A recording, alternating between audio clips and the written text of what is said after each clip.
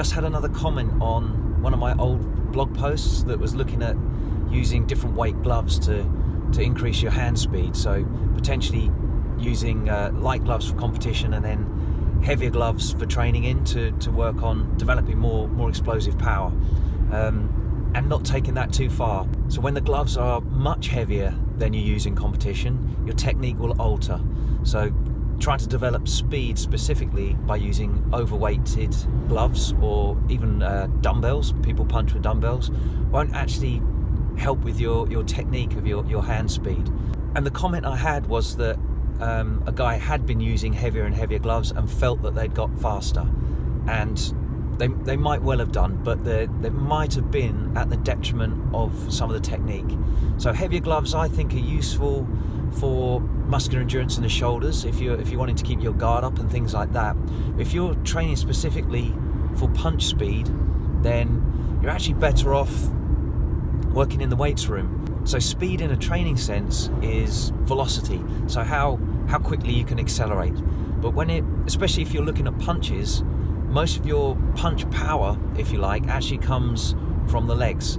I did a previous blog post and video on the research by Filmonov et al. who looked at where the majority of the force is produced from expert punchers compared to more novice punchers, and the majority of it comes from the legs and the hips and not the arm itself.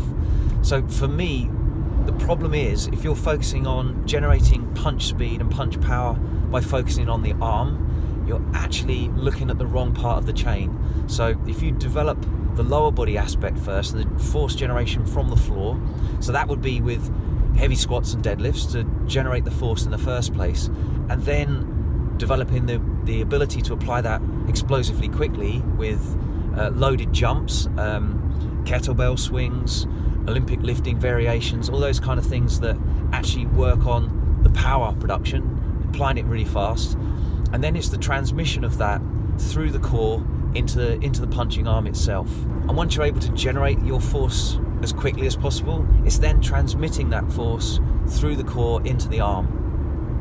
And that's the next weakest link there, and that's the area you should put a lot of focus into with your training to get more explosively powerful in your punches, but also quicker. And that's done really well with actually single leg training, overhead training with single arms, and a lot of med ball and explosive work and rotational strength and power work as well.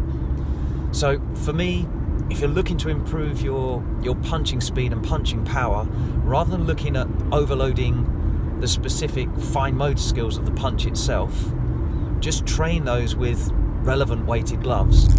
But the rest of it actually comes from your supplemental training. So if you're looking to increase your punching power, your punching speed, then you need to overload that. And that's using techniques that aren't too similar. So we need to be more general, less specific while we're doing the foundation patterns there. And then ultimately, throwing punches is applying that ability once you've acquired it by overloading it using other less specific methods, more general methods. And that will be in the strength and conditioning sessions.